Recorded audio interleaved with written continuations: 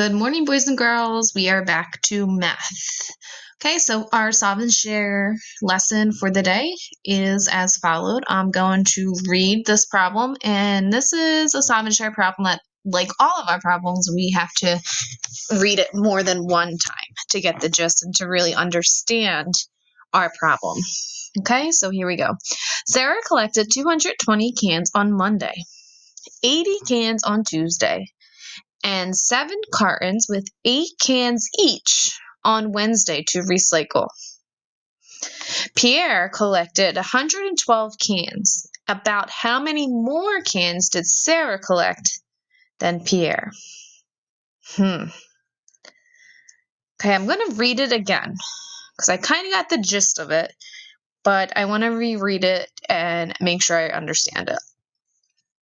Sarah collected 220 cans on Monday, 80 cans on Tuesday, and 7 cartons with 8 cans each on Wednesday to recycle. Okay, so right there, I'm putting a picture in my head. She collected 220 cans on Monday, 80 cans on Tuesday. Okay, those two numbers are easy to add. And 7 cartons with 8 cans each. That looks a little bit tricky. So I'm picturing in my brain 7 cartons with 8 cans in each carton. So I want everyone to think about that for a minute. Close your eyes. Picture 7 cartons and 8 cans on each carton.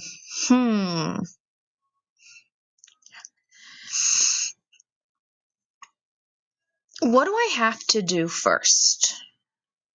Okay, if I continue to read on again, Pierre collected 112 cans. About how many more cans did Sarah collect than Pierre?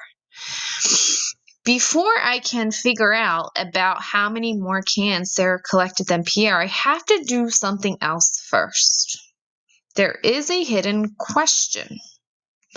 Can you find out, or can you figure out the hidden question to this problem? Something we have to do first before we can even think about our question at the end. Okay, hopefully you said that first we have to figure out how many cans Sarah collected.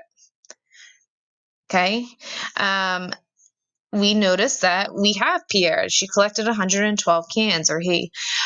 Sarah, she collected 220 cans on Monday, 80 cans on Tuesday, and 7 cartons with 8 cans each on Wednesday.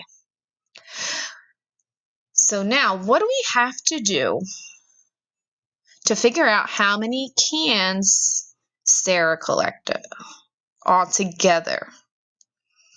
Now, this is also just figuring out how many cans Sarah has. We have to do 2 steps. What do we have to do first? What's something we can do first? I'll give you a minute to think.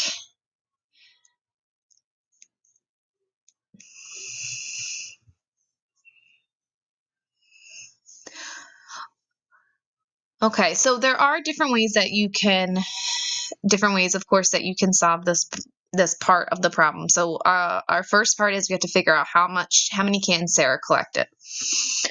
So I have the 220 cans on Monday, 80 cans on Tuesday. I really want to focus on the 7 cartons with 8 cans each. Okay, so what do I have to do to figure out how many cans altogether? We have 7 cartons with 8 cans on each.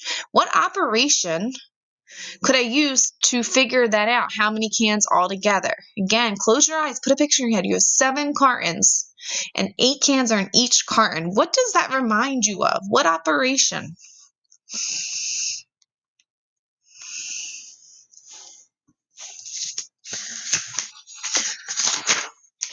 Okay, hopefully you guys said that reminds you of multiplication, okay? Because if I have 7 groups and I have, say, 7 groups for 7 cartons and I have 8 cans in each carton, that's in 8 cans in each group, that would be multiplication. So I first have to multiply 7 times 8, which equals 56. Okay, so now am I done? Did I figure out how many cans Sarah had altogether, how much she collected? Hopefully you said no. I only found out what she collected on Wednesday. So now, what can I do to solve to find out how many cans Sarah collected in all?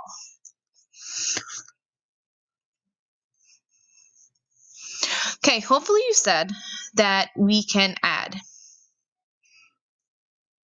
What are we adding? Okay, we're adding 220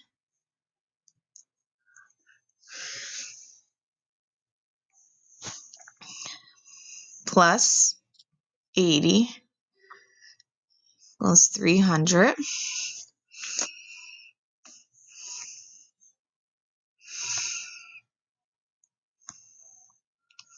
Am I finished? Okay, no, I have to now put together. This is what she collected on Monday and Tuesday, and then this is what she collected on Wednesday. So I have to put those together. Oh, 300 plus 56. That's easy.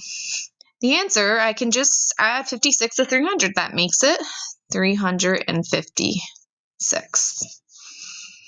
So, and I'm gonna, again, this is a little bit sloppy because I'm typing or trying to write on the computer, which is not very easy, but I'm getting better. Okay, so Sarah has 356. Remember to always label because it kind of helps you keep your work organized. Perfect. Now, am I finished the problem? Hopefully you all said no. So what am I going to do?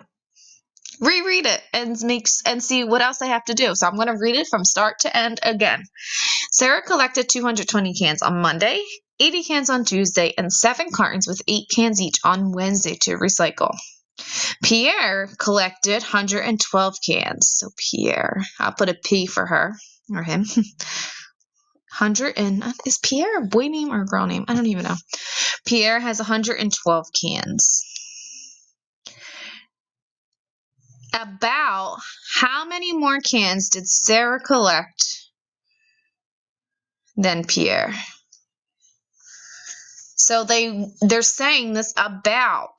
They don't, when you see that about, that means they want an estimate. They don't want exact answers. So about how many more cans does Sarah collect than Pierre? Well, what do I have to do there? What operation would I be doing? I'm comparing Sarah and Pierre, and about how many more cans does Sarah collect than Pierre? What operation would I do to solve that problem? Okay, hopefully you said that we would subtract. Is it in blue? Good.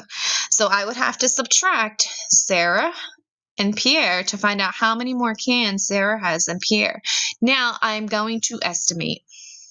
Okay, just like because this whole topic is estimating and it says about, they don't want the exact answer. I'm not subtracting 356, subtract 112. Okay, I'm giving it about. So 356, if I were to round that, what answer would I get? Hopefully you said we can round 356 to, and I'll do my work over here, and it's in blue, 360. Right, because 56 is closer to 360 than it is to 350. 112, I'll round to 110. Okay, now 360 minus 110 equals, let's see, 250. Okay, so the way that I looked at that was 300 minus 100 is 200, so I put my 2. 6, subtract 1 is 5, so I subtracted my 10s, I got 5, and then 0 minus 0 is 0, so it's 250. Now, am I finished my problem?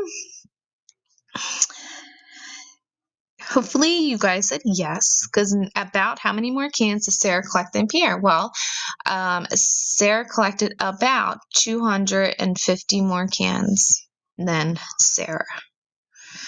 All right, boys and girls, so this was one of those problems that had a lot of steps. That had hidden questions, many steps, okay? So what's really important is that we just take these problems slow. We take our time, we reread, we think about it, we create a mental image in our head. We try a strategy, and if it's not correct, we try something new or we try something else, right? Always go back and reread. I cannot stress that enough. Always think, what do I know? What do I need to find out? And take it slow. This is not a race. It's not who gets done the fastest. It's, can I solve this accurately? Can I solve this correctly by taking my time and really thinking about the problem? Okay, and this one also involved many different operations. We had to multiply, then we had to add, then we had to subtract and estimate